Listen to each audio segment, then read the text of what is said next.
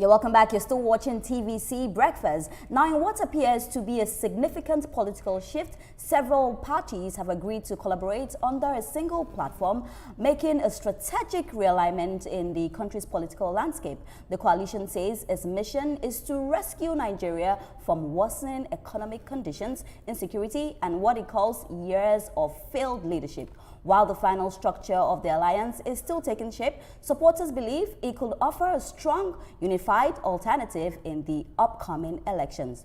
Critics, however, argue the opposition still lacks the strength to truly rival the APC. Joining us via Zoom from the United States of America is a convener, Social Rehabilitation Grace and Support Initiative, Dr. Mari Dotti. Good morning. Good morning. How are you doing? How is it going over there? Nice to be with you. Same here. Really great to be with you. Even though you murdered my name though, but I'm good. Nice to be with you this morning. But let us start with what is happening with the coalition. We've seen so many stories, that have come up in the news. We've seen that right now there's a little bit of conflict. People are wondering who is going to be president, who is going to be vice. We've seen a lot of people come out. We've seen Wike also come out and say these people are coming together because of their stomach infrastructure. They have nothing good to offer, and they're just coming because they want to unseat the president. But what do you make of this whole coalition? Do you think they're strong enough? Do you think that they are going to stand the test of time, or before 2027 they may vanish? Thank you for that question. I don't want to sound like there's any hubris in what I'm saying, but we don't have a coalition yet. They are just an archipelago of floating politicians trying to form a continent to see if they can use that to foster their individual ambition. And it will still be, up to time to see how it goes. I always said this, that if the opposition want to succeed, they need to learn the virtues of a Milokan. And a lot of people, when they, heard that interview, that speech 3 years ago, they thought it was about entitlement. But in Milokan, the title of that speech was sacrifice. You see, they don't want to sacrifice. It's like they are trying to build a house from the roof. They don't have the grassroots, everything. The things that made APC was organic was, it started from the root. They were governors and everything. They have not even convinced any elected member to come into their fold. But, me being President Tinubu supporter, strategically, I don't think the opposition should be his own concern. And I think the fact that this opposition is even, trying to gather crowd, I think it might be the best thing that will happen for President Tinubu's re-election. And I will try to give a little bit of a history to buttress my point. So when President removed subsidy, even before he unified the exchange rates, I wrote an article 4 days after that issue on protectionism of food. Well, February 2024, the president said Nigerians should extricate themselves and there was not going to be importation of food. And then when there was the hunger strike in August of last year, the president allowed food to come in. And right now, we see price of rice has crashed by 50%.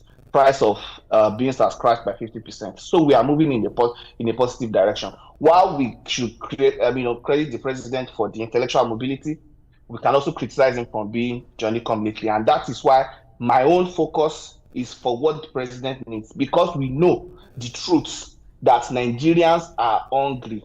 And they are blaming the president for it. And during the last election, I sang the song for the president. So I have another song for him right now. That the nations are waiting, Nigerians are hungry, yo. The people are in need of bread. They will show their grievance to the ones who have starved them. Oh. They will come out and vote. There will be many. Oh. So I'd like to read the studio when you actually record that. Huh? I love that. I would like to be in the studio when you do that. A copy of it. Your people say, that is a foretold word will not kill a cripple because he will run away. All right. These people are a bunch of opportunistic infections trying to infest body, mind, and soul of Nigerians. Okay, it is said that if you are in a competition, the worst mistake you can ever make is to underestimate your opponent. Taking that into consideration, we are looking at a coalition that is made up of some political heavyweights, so to say. All of them have run election. Most of them have run election. and won. That means they have structures, they have followers and all that. It's still early days. With all this, do you still believe that they will not bite when the time comes? No, I believe they are trying to pack a sucker punch. You are right about this. There are men from last time trying to live on past time glory, right? But yes, what they are looking for is to exploit. That's why I call them opportunistic infections. They want to exploit the anger of Nigerians, the anger that Nigerians feel, and that's why you see they don't really have any problem. All these politicians that you have mentioned, maybe a few of them will win election in their, the election that they ran before. Right now, I don't think Peter Obi will win against Governor Professor Soludo right now in Anambra. You see, but they definitely do pack a punch, and that's why I was saying that it might be the best thing for the president, because what he needs to do is to deliver for the people, and the delivery for the people is going to be long term. It's going to be long term. So, but what they are complaining about right now is that we are hungry, and you have to give them food. You are very right. That's why I said I don't want to put any form of hubris in this. Yeah. Absolutely. Right. Are you with me? Yes, go ahead. Thank you so much, Mr. Okay, yeah. That's why I said I don't want to put any form of hubris in this, because if you look at some of the president's spokesperson for Red Number Creed or another, sometimes when they communicate, they are more combative, which does not convert people, and we need to convert people by delivering, by making sure that this trend of food going down will continue, by making sure that people can bring in cars, and so that the transportation cost will come down based on supply. The only way you can bring rent prices down is to supply more houses. So allow cement to come in to compete with Dangote cement. Bua told us the reason cement is expensive is because of the dollar. So that is fine. It shows that the dollar price right now has protected this market. So remove the 55% import duty and let us see if the price will stay at what it is or it will come down. And let us continue opening up this economy. There are sound economic principles for this that we cannot even be talking right now, because it might be too highfalutin. The president has liberalized the foreign exchange market. The Nigerians blame him for the hardship they are feeling right now. If he continues and he liberalizes on he has done the monetary part, he does the fiscal part by removing all these punitive import duties, then the economy will grow. And this is not me saying it alone. I'm pretty sure the chairman of President's Tax Reform, Taiwo Oyedele, also agrees with me, because he has made some comments about these things before. The last one was in December last year, where he said that our imports to GDP ratio is less than that of South Africa and Ethiopia. That when they tell you that we are importing too much, it is a lie. And the reason why they used to say that was because the elite were trying to keep the dollar from themselves. So they want to blackmail us so that we don't import anything, as if we are broke. We don't have anything. We have just one pot. So we need to open up and allow the people to breathe. Let the poor breathe. That was what the president said. Absolutely. So if he continues on this reform, these people that are trying to look for the opportunity to exploit the pain that Nigerians are feeling, they will not have a landing ground, because a lot of the pain would have come down significantly, and it will still come down even more over the long term. You see, Nigeria was in an economic state that is like that of my friend Udeme that drank too much beer. When he started drinking beer, the good feeling came first. He was feeling irate, he was feeling nice. The bad feeling came last. Now that my friend is drunk, what should he do? He should stop drinking beer. When he stops drinking beer, what will happen? The bad feeling will come first, but the good feeling will come last. So we are in the bad feeling of stopping to drink that beer now, like my friend Udeme did. So the good feeling will come eventually, but the president needs to stay in office to continue these reforms so that the Nigerian people can benefit from it. And I believe this dollar thing is the reason why a lot of them are even crying. I have said this thing before, it's difficult to explain it, that it is the rich men that are feeling the pain of this unification of exchange rates the more, because they are the ones flying the private jets. They are the ones, spending money buying diesel for their Meccano generators and everything. So what the president has done is to stop using the resources that should put food in the stomach of children and to put education in their mind and put good hospitals. He has stopped using that money to subsidize that was hitherto being used to subsidize the lifestyle of the rich. He has stopped doing that. So now the government has that money that they can now use to spend in those things like road, education, schools.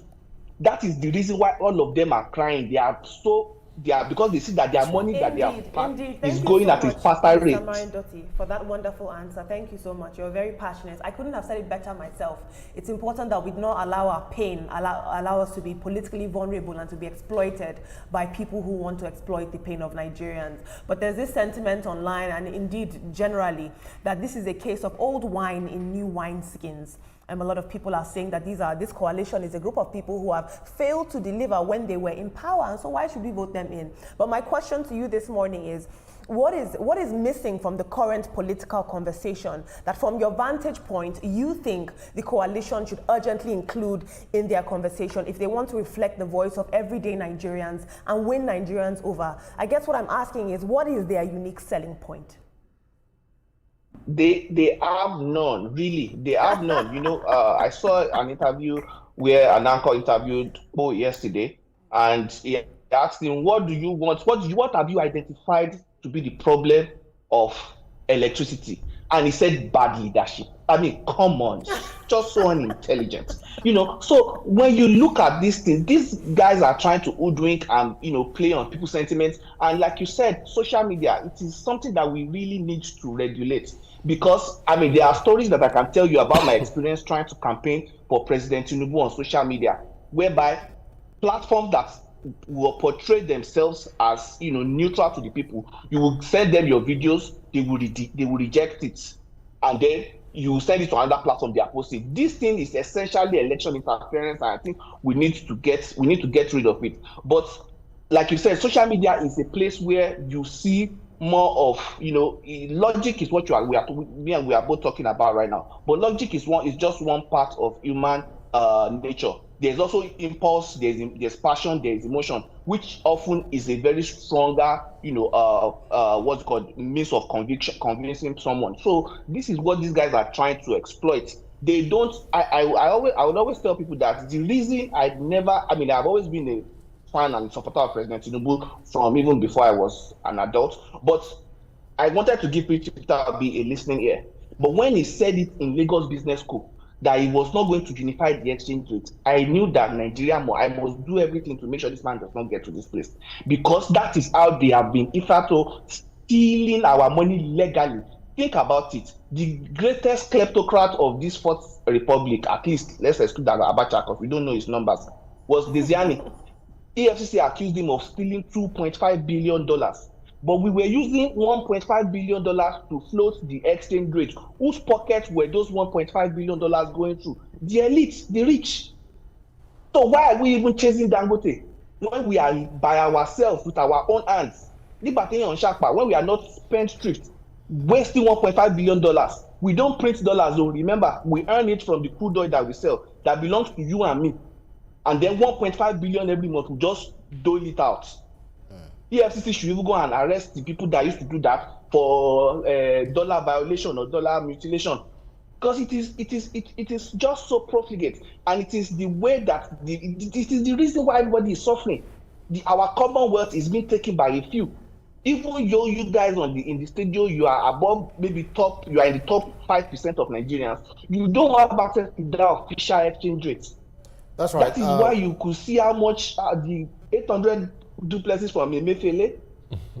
Dr. Marindoti, to put it in proper... I'm listening to you. I heard someone. Yeah, to put it in the proper perspective, I understand that Design Madueke probably, kind of running away from trial, so we can't just categorically say she's guilty of all of those accusations or allegations. But then, talking about politics of things, we know that Vice President Atiku Abubakar, of course, a member of the ADC, Peter Obi is saying that, yes, I'm also running for president, as well as former Vice President Atiku Abubakar. And about 7 of them saying that we are running for this same position. And there is this concept of zoning of presidency. Now it is the time of the South, so they say, in the political landscape. Atiku is from the North. They bung with their chances in 2023, according to political analysts like yours, that probably they could have won and beaten President Bola Ahmed Tinubu hands down. Now, is it possible that Atiku can say, yes, I'm running for president, that means the power will move into the north. And then if Obi is saying that it is my turn, then I'm not sure whether Atiku's supporters will vote Obi as the president. So my question is, how significant do you consider this power rotation as a barrier to this coalition process? And could it face political backlash if it disrupts the unwritten code, so to speak? Personally, from my own personal opinion, I don't even believe in zoning.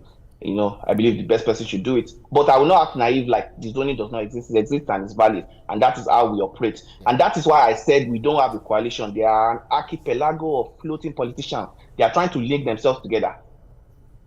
I can bet maybe a good chunk of my salary that come 2027, Atiku will be on the ticket and Peter Obi will be on the ticket. That's why you see Peter Obi went for the ADC, but he said he's still in Labour. Atiku has the camp. Let us see how it, how it plays. We have a saying in Ondos, in Akure, that Atiku koto lohun she president. Tatiko Batiku, I lohun she president. He is a perennial presidential candidate. He is going to keep on running for as long as his breath will allow him. So let him keep on running. It is within his right. Problem is going to have this. Within his right to run for president. You agree, yeah? It is within his right, and we don't begrudge it. We just say it. We don't begrudge it. It's within his right to run for the president. That's why I said I don't even believe in the zoning.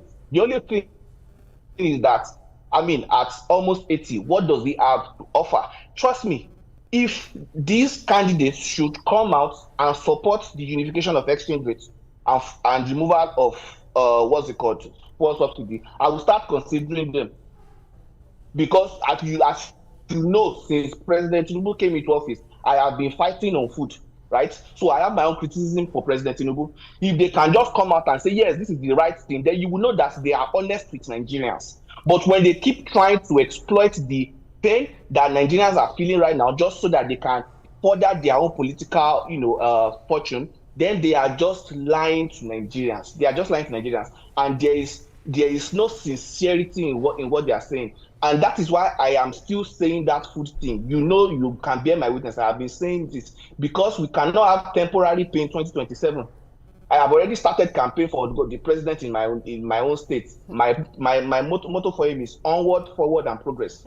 But we cannot have temporary pay in 2027. So we need to fix food. He has done a little bit. He has not done enough. And Brandy told me almost doesn't count.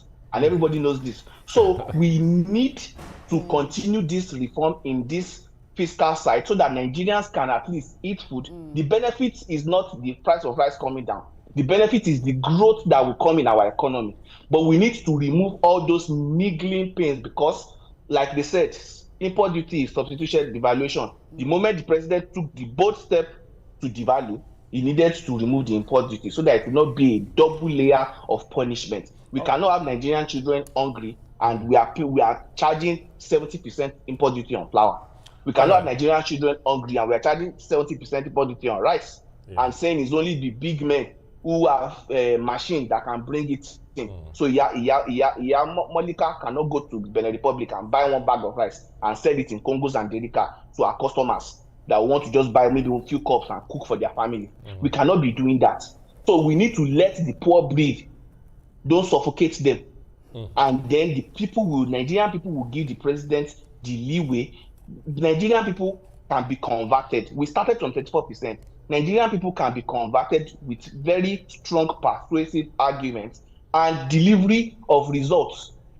I am someone who is campaigning for president, and I have people in my group and I know what they are saying, the hardship, everybody is feeling it. So this is not time for psychophancy or hypocrisy. We have to be straight up with ourselves. Okay. And like I said, I did this analysis the last time I came here that if Nigerians had been buying rice last year at the same price that they could buy it in Benin Republic, within 2 months they will be saving $800 million, which is the same amount of money that President Tinubu borrowed from IMF to do direct cash transfer. All right. So, as a president that is very, smart, he knows that is a better decision. So I hope he is getting further converted to continue on this reform path that has already yielded results. Yes, all you're asking for is give me tools to work, and we understand and we appreciate that a whole lot. Now, the conversation around the formation of this coalition, the people that make up the coalition, speculations about the future of the coalition and all that is really gaining momentum. You know, as a supporter of President Bola Tinubu, what do you think APC as a party and Mr. President should be doing now, you know, to get, yes, you have told us about all these, remove us from one level of hunger to self-sufficiency and so on. What else are we hoping that you can tell APC and Mr. President to focus on? Yeah, before we go to what else, let's get distracted. Don't let's get distracted. Yoruba people have said it. They have said it finished. They said a stomach that is hungry cannot stomach another conversation. So if the president wants Nigerians to listen to him, he needs to let them have food. They need to have food. So yes, there is a need for a better communication. I have had this debates and conversations in my own personal, discussion with friends, where they will say, see what Tinubu is doing. When you lay down the facts for them, they shut up because they agree with it. But then you can see it in their eyes that they are still hungry. Yeah. When I gave them the analysis that, okay, Dangote said he got $2.7 billion at the official exchange rate for his refinery, that if 2.7 million of us needed $1,000, which is the same amount, we will get $1 billion less than what Dangote got. All of them kept short because they could see that it does not make sense that you are giving $1 billion essentially to a rich man. And this is definitely not an exact figure because the exchange rate changed over time. Just using that as an analogy. Yeah. So people can get on board with this policy. But when I am doing the best heart surgery for you or the best brain surgery for you, and you are feeling pain, and I'm telling you, can you not see that I am the best surgeon doing the best brain surgery for you? It is not going to work. And the issue of security too, it is something that, yes, maybe we need to fix. And I think, thank God, they have started the restructuring conversation. I think it is also another Johnny come lately situation for the president, because I could remember when they came in 2023, the fashion of His Royal Majesty Olufalaye, they all went to Abuja and they implored that he started restructuring, but he said he wants to face economy first. Well, the restructuring and the economy are interlinked. The security, if you don't get the multi-level policing, not just states, and you can do it in such a way that state governors and local government chairmen cannot give you direct orders to them. They can only mobilize them in case of public safety. You can do all those things, whereby those people these laws are structured that the policing only follow the laws of Nigeria. So when we can do those things, then the president will be the one that will be even pointing fingers when there's an attack. That what did your local government, what did the police of this town do? And then they will say, okay, the federal government is now coming to assist in fishing out these guys. And then maybe if they have traveled across state line, then the federal government to come. If they traveled across the state government to come Dr. and look into it. Not to cut you short, on the lighter note, we're talking about what unique factor do they have. A lot of people on social media will argue with you. They'll say allegedly Peter Obi is the youth favorite, and anywhere he goes, people will follow him. I just want to know, what do you make of this? No, Peter Obi is a man in his 60s, right? And I think the age for youth cutoff was about 40. The people are just in despair and they are just confused. And it's not a nice thing to say though. But Peter Obi was able to capture the imagination of the youth, and we have to give that to him. But these are not candidates of the youth. The youth are just looking for anything other than a President Tinubu. And the president made, in my own opinion, a very fatal flaw with some things. One of it was when he chose to let Ajuri go and never replaced him with a young person. And you are still, I know they have some other young guys, but they were not like, the main voices. And you have a country where you have 70% of people below the age of 20. And you need to be able to talk to them in a more respectable manner and not talk to them and not talk down on them. Don't tell them that you don't know economics, you don't know statistics, you don't know facts. Someone is telling you they are ugly, you say they don't know facts. They know they are growling stomach now. They can hear the sounds. They can hear the sound of their children crying at night when they have not eaten food. So we need to find a way to break into this, into the youth fold. But these guys are just trying to hoodwink the youth, and it is sad that we are not what's it called? We are not doing the right thing. The most important thing to me is that I feel like when it comes to social media, because that is where the youth get their misinformation, which is very rampant. I feel like our legislators need to pass a law to exclude all our political commentary, including the one that we're having right now, from algorithmic push, be it elevation or suppression. If you do that, because that is tantamount to election interference. I wish we could go. That is tantamount to election Could interference. go on and on. Quite a fantastic guest, Dr. Oludare Maridoti. Thank you so much for joining us today. We love your input. You're quite vocal, and we'll definitely have you on the show today.